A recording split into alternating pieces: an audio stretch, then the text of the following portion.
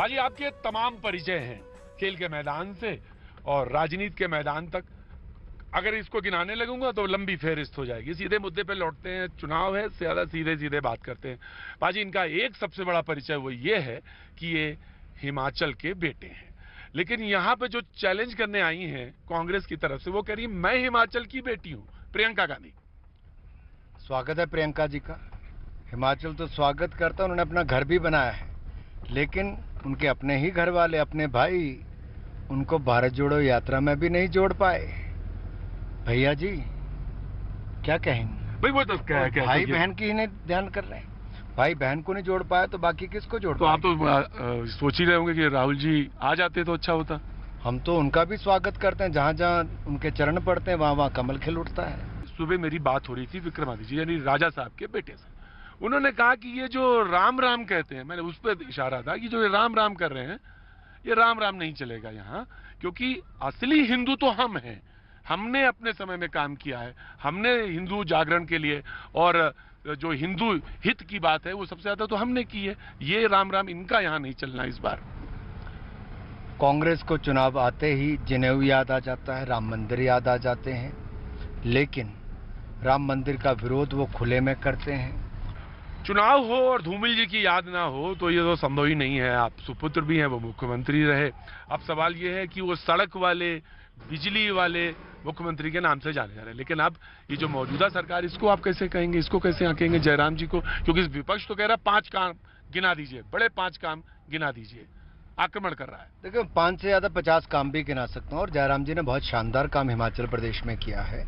आप कुल मिलाकर देखें, अगर मोदी जी ने आयुष्मान भारत दी, जयराम जी ने हिमकेयर योजना प्रदेश में दी, हमने केंद्र से उज्ज्वला योजना लाए, हमने यहाँ पर मुख्यमंत्री गृहिणी योजना लेकर आए। वो कैसे? कांग्रेस ने कहा था हम कर्जा मुक्त करेंगे किसान को, वो 5 राज्यों में कुछ नहीं कर पाए। पंजाब से छुट्टी होगी, बाकी 4 में होने वाली है। वो ये कहते हैं कि आप डराते हैं सीबीआई का है, और आप कहते हैं ईडी का। आज विक्रमादित्य भी कह रहे थे आप डरा, इसीलिए मेरी माँ ने कहा था कि 25 साल कांग्रेस नहीं आएगी, क्योंकि वो आप डराते हैं इसी वजह से। आखिरकार किसी ने कोई कर्म ऐसे ना किए हों, कोई भ्रष्टाचार ना किया हो, तो उसको सीबीआई ईडी से क्या डरना जी? ये तो सरकारी एजेंसीज नहीं, ये तो जांच एजेंसीज हैं जो जांच करती हैं भ्रष्टाचार के खिलाफ, स्वतंत्र हैं। और अगर हमने भ्रष्टाचार मुक्त देश करने की बात कही तो इन भ्रष्टाचारियों के खिलाफ कार्रवाई तो होनी ही चाहिए। और जनता से वायदा था जी, कोर्ट से इनको रिलीफ कहाँ मिल पाई? आखिरकार ये होते तो जेल क्यों जाते, या इनको बेल पे क्यों होते? भ्रष्टाचार किया तभी है। भाजी, बात हो अगर अनुराग जी की और हिमाचल में हो रही हो, तो निश्चित तौर से हिमाचल के बेटे हैं तो बातचीत तो आएगी उस सामने। इस बार आप भावुक हुए, बाकायदा भावुक हुए, और आंखों से आंसू भी आया, और जबान और लड़खड़ाया तो नहीं शब्द इस्तेमाल करूंगा, लेकिन ये कह सकता हूं गला भर गया।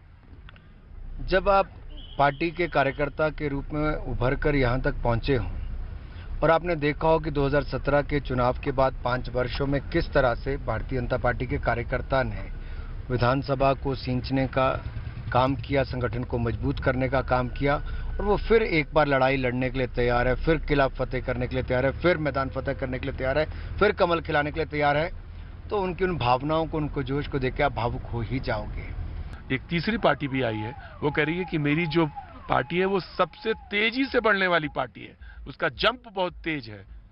इक्वेशन को कैसे आप सरल करेंगे? मैं तो इतना ही कहूंगा, सबसे तेजी से भ्रष्टाचार करने वाली आम आदमी पार्टी, सबसे फर्जी पार्टी आम आदमी पार्टी, सत्ता में बड़े वायदे करके मुकरने वाली आम आदमी पार्टी, शिक्षा मंत्री बना के शराब घोटाला करने वाली आम आदमी पार्टी, पंजाब और दिल्ली के स्वास्थ्य मंत्रियों पर भ्रष्टाचार के गंभीर आरोप देकर जेल में और एक को इस्तीफा होने वाली आम आदमी पार्टी। यही उनकी रफ्तार है, भ्रष्टाचार से मालामाल है। वो कह रहे हैं कि आप थोड़ा सा घबराए हैं, अनस्टेबल हुए हैं, गुजरात में भी हो रहे हैं और यहाँ भी। हिमाचल प्रदेश में आम आदमी पार्टी पूरी की पूरी प्रदेश के अध्यक्ष, महामंत्री, महिला मोर्चा अध्यक्ष, युवा, आईटी सारे अध्यक्ष भारतीय जनता पार्टी में शामिल हो गए, फर्जीवाल जी को छोड़ गए। और आप ये अच्छा बताइए, आप फर्जीवाल क्यों कहते हैं? मुख्यमंत्री हैं, गरिमा तो रखनी चाहिए। जो फर्जी बातें करने वाले होंगे उनको फर्जी बोलेंगे, और क्या करेंगे आप?